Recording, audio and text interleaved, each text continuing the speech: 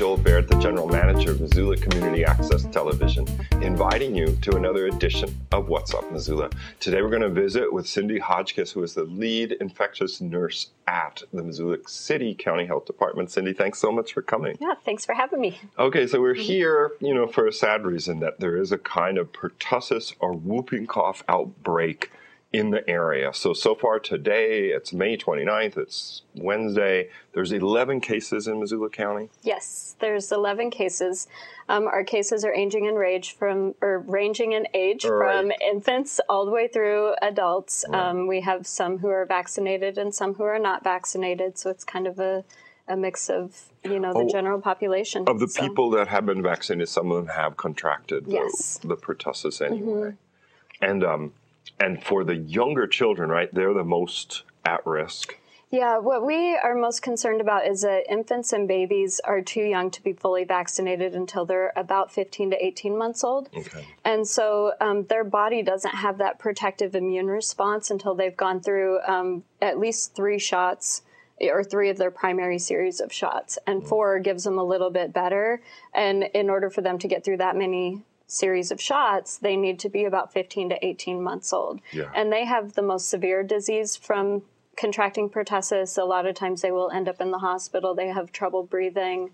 They can get really, really sick. So what we like to do is try and protect them as much as we can and keep them from getting it, obviously. Yeah. So parents of these very young children out there should be aware that there is this pertussis or whooping cough is another. And is that the old-fashioned name? Yes. Because of the characteristic sound? Because this affliction, people get it, and is it a lung infection? So they're coughing and coughing? Yeah, it's basically a bacteria that colonizes in the lungs, and so it settles in the lungs and it causes a cough.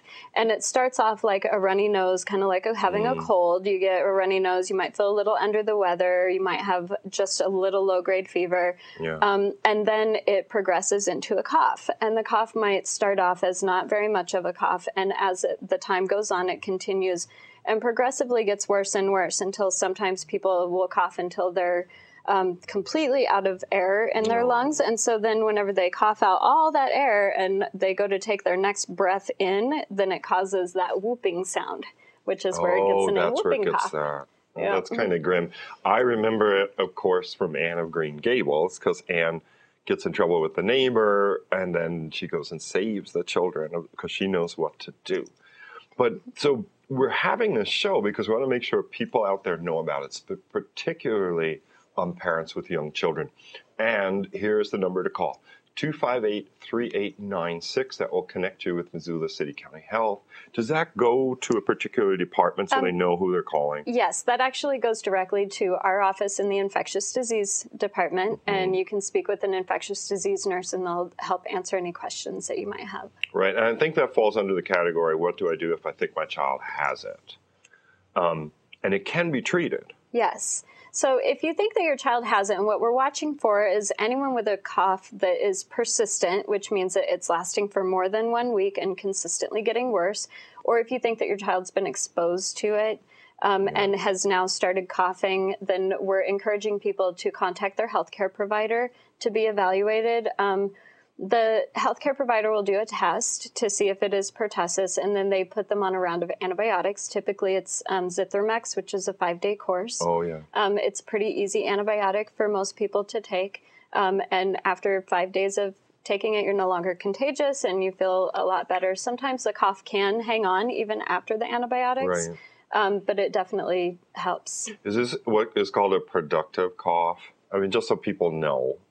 It's not always a productive cough. Okay. Like a productive cough would be where it's a kind of a wet cough and you're really people are coughing. hacking up something. And with pertussis, it's not always necessarily that kind of productive So it's cough. not going to be a telling feature. Yep. Okay. So there are things here that are interesting questions because it's like a cold in a sense. So one question is, school's almost over. It's almost summer. Should everyone just ignore it? Like, oh, don't worry about it. It'll go away. Right. And with pertussis, unlike a cold, pertussis won't actually go away for months. So it's something that if you get treated for, if you find out that's what it is and you get treated for it, then it is more likely to go away in a shorter period of time.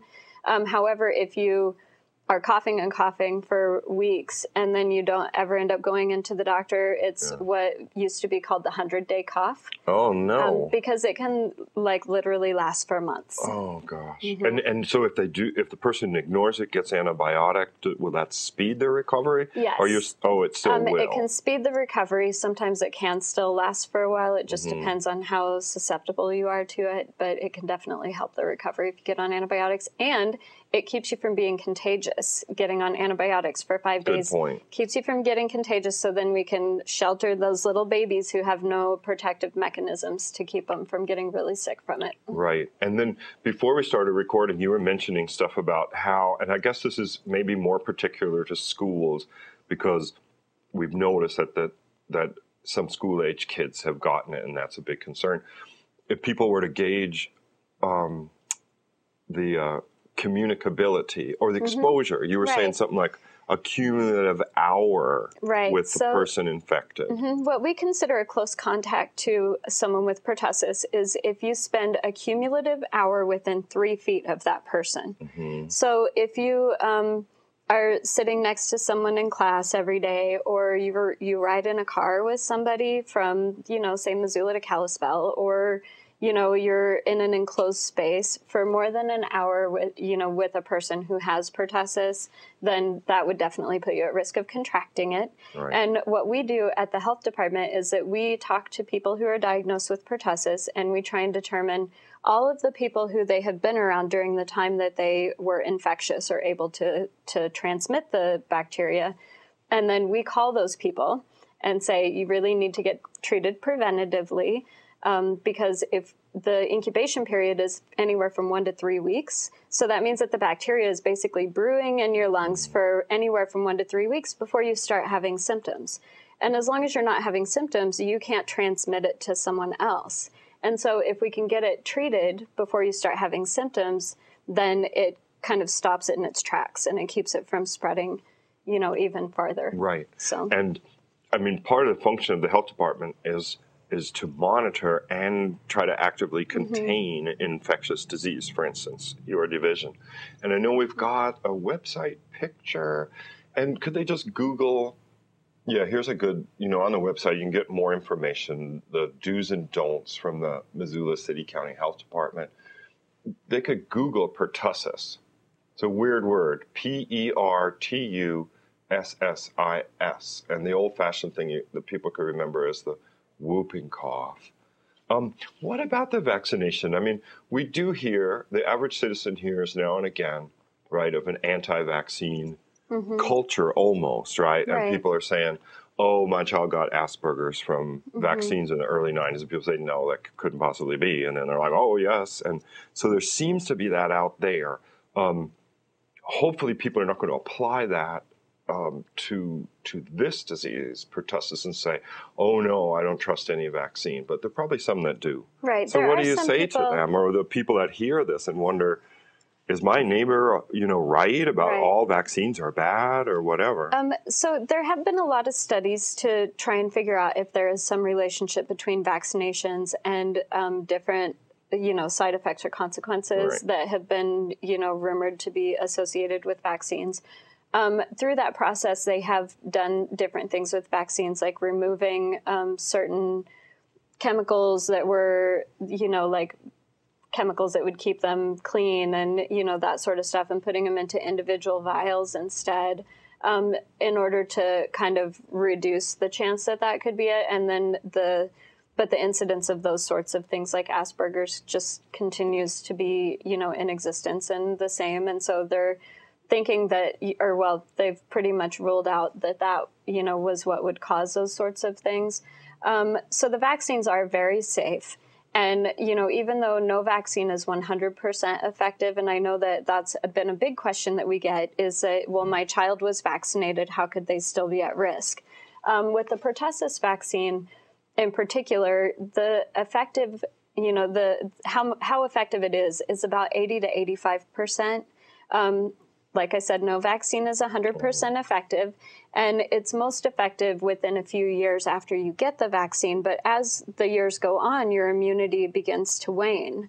And so if you're not then re-exposed to pertussis, then eventually you are never, you don't have that immunity unless you boost it. It wore off.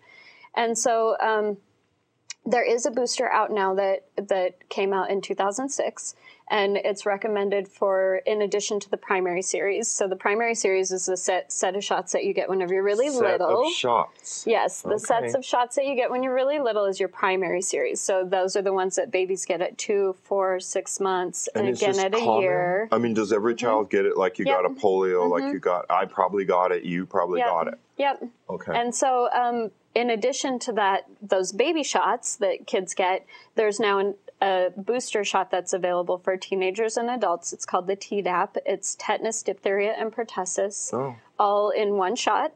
And it's recommended by the CDC at this time that all adults get 1 dose of Tdap in replacement to a regular 10-year tetanus shot. Oh, okay. So, and what that does is it just reminds your immune system what pertussis is. And it does, it's not 100%, but it does protect you. And so if you were to develop pertussis, even after being vaccinated, it won't be as severe of an infection. So the chances of being hospitalized from it or, you know, having very severe consequences from the infection are a lot less if you've been immunized than if you haven't. Oh, I see. And I mean, is the health department recommending this for everyone in town or people that are in more close contact that, you know, that work in areas where they're with a lot of people? Or the recommendation is actually for all adults to have a booster. If you've never had a Tdap during your adult lifetime, the recommendation is that you get one. You can get that from your healthcare provider. You can come into the health department to our immunization clinic, and we have it there. I know that at our clinic it costs $68, and we can bill most health insurance. If you don't have health insurance, then we do have some reduced cost vaccine available, and you just need to talk to the folks in the clinic whenever you come in. And the clinic, we didn't put that up. I mean, here's the number one time. Again, anyway, 258-3896 for the Missoula City County Health Department. We're talking about pertussis or whooping cough. And Cindy Hotchkiss, who is a lead infectious disease nurse at the health department, is with me. We're talking about it, and she just said that everyone probably in town, and that's a lot of people, so they're probably not going to do it, but they should get a booster. And so just to put that in perspective, too, before we were recording, you know, I was saying, where is it? This is so old-fashioned. Where is it coming from? Like, people always associate, I think, the whooping cough with the 30s, with the 20s, with the late 19th century. But you said there was a big outbreak in California. This seemed to have translated into an Oregon, Washington outbreak. Yeah, so a few years ago, there was a really big outbreak in California, and there were infants that were hospitalized from it. There was, you know, several hundred people that got sick with pertussis. More recently, in the last year or so, there's been more cases in Oregon and many more cases in Washington. I believe that there are over 1,000 cases in Washington State right now. Kind of leapfroggy geographically, you know, because Oregon and California are contiguous or whatever. But there you have it. Yeah, and you know, it really is due to the fact that we have a mobile society. People move around, they travel a lot. You know, not all people have been vaccinated with a pertussis booster because the booster just came out in 2006. Yeah. And so a lot of people may not have had that, and that makes you more susceptible because as you become adults, your immunity to pertussis does wear off. Right. And then to particularly people that are not in the habit of seeing a physician yearly. Either they're in an income bracket where it just simply doesn't enter their mind. I'm going to the doctor every year for a checkup, for follow-up, where a health professional would say, hey, you know, you should get the diphtheria, pertussis. Right. Combo tetanus, right? Yeah. So and that's when some people did probably get the vaccine unknowingly because they maybe stepped on a nail or got an injury and they went in to, you know, get their tetanus shot. And because it's, you know, the pertussis, the only way to get that component is in addition to a tetanus shot. Some people probably have had it and just might not know it. So we encourage people to talk to your doctor, check with the health department. You know, we can see if we have an immunization record on file so that you can figure out if you've had it or not.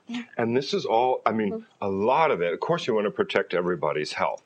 Now, in a way, it seems like it's just as bad as strep throat or something. You know, people get it, oh, I feel terrible. They could go to a Now Care, First Care, whatever, you know, a Western Montana clinic. plop down $75 to $80 and walk out with a $30 prescription and complain about it, because that's what a lot of people that don't get regular health care do.